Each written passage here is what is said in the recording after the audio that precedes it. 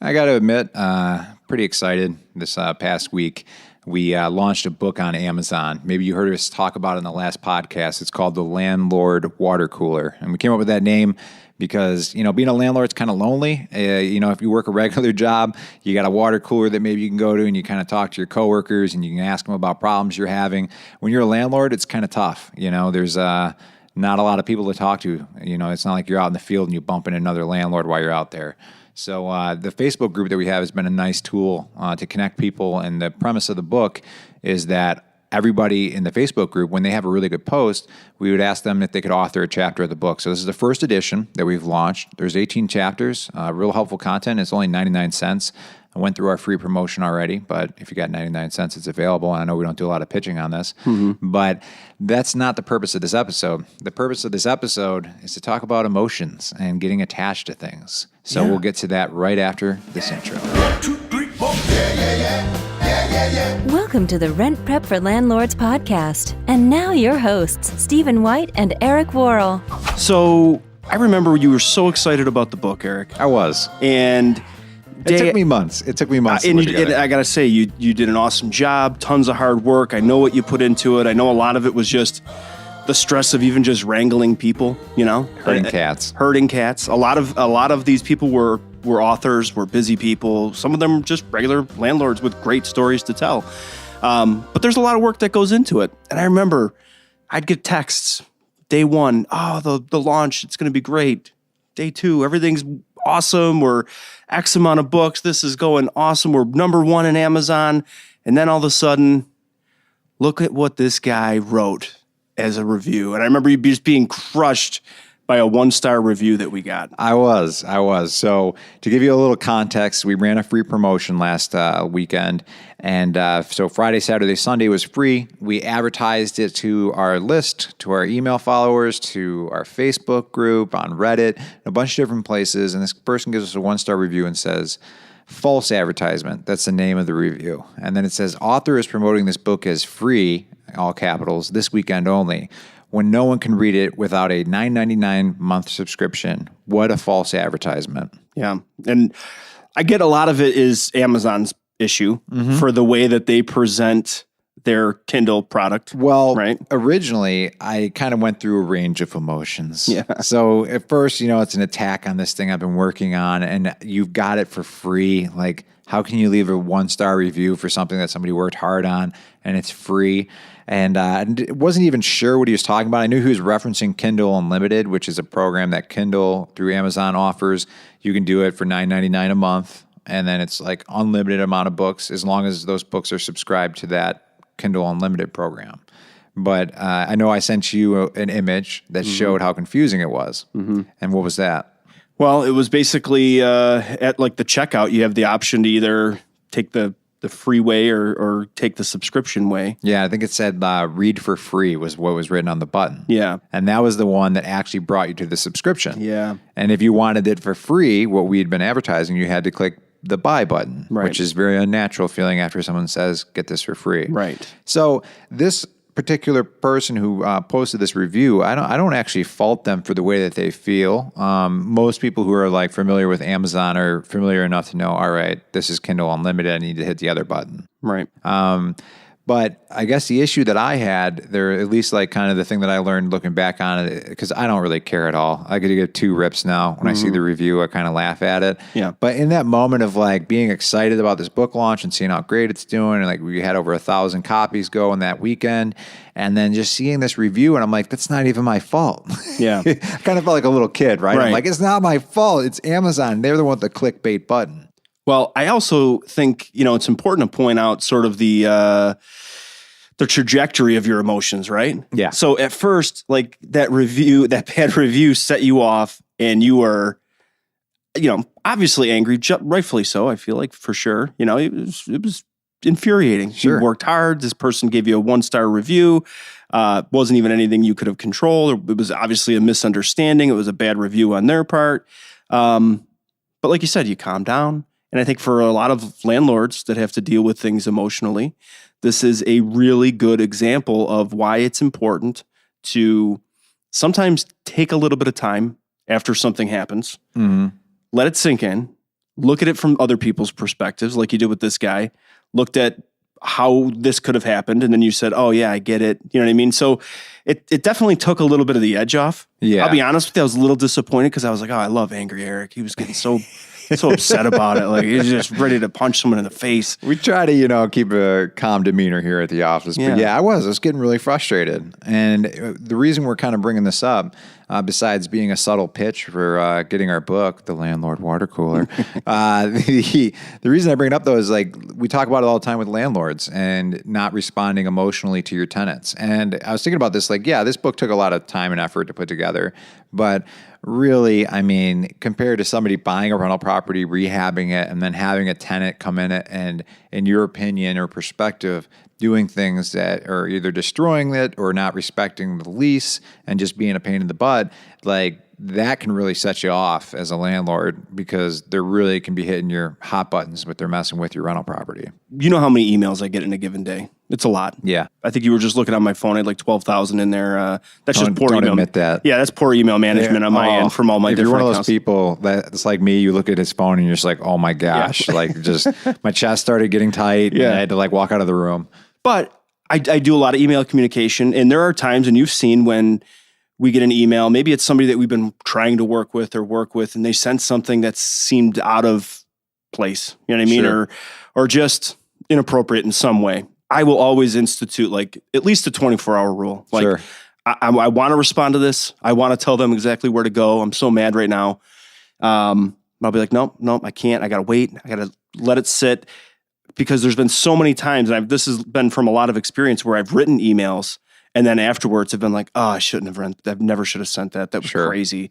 I was totally acting emotionally there, and I regret that. I've sent a lot of apology emails in the past too, like, hey, sorry, shouldn't have done that. I just had one, I don't know how many months ago, not too long ago though, where dealing with a client, I just, was acting emotionally and took it the wrong way, and it was bad communication on both our parts, and I wasn't helping the situation at all, and could have definitely used a little bit of cool off time there. So good lesson in just seeing it through to the end, and now looking at that review, something that we can laugh at. Yeah. But at first it was, when you're in the middle of it, like, and something's really just bothering you and you're just kind of hijacked and you're just kind of seeing red.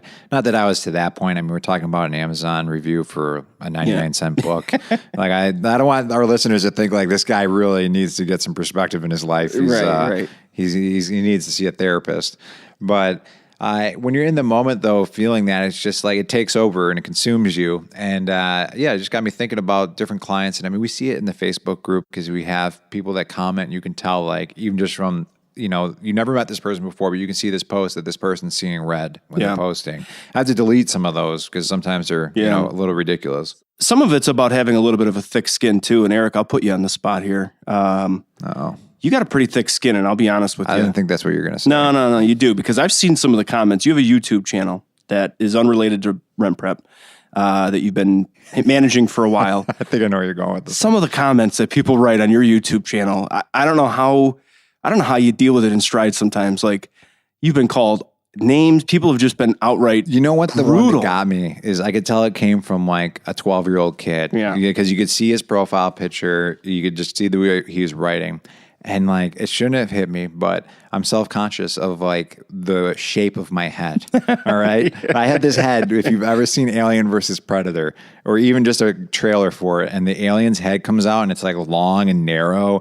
And if you look at the side profile, it just looks creepy. Like, that's how I feel my head looks. And it's not even like how I feel my head looks. That's how my head looks. Right. So this like 12-year-old kid, if I was to guess his age, in a video that I had done, I think it was about like a way to like clean the air in your home or something like that. It had something to do with like a humidifier. I don't know. I used to make a ton of videos. And he's like, wow, you got a really weird looking head. It looks like Alien versus Predator. I was like, damn it. You nailed it.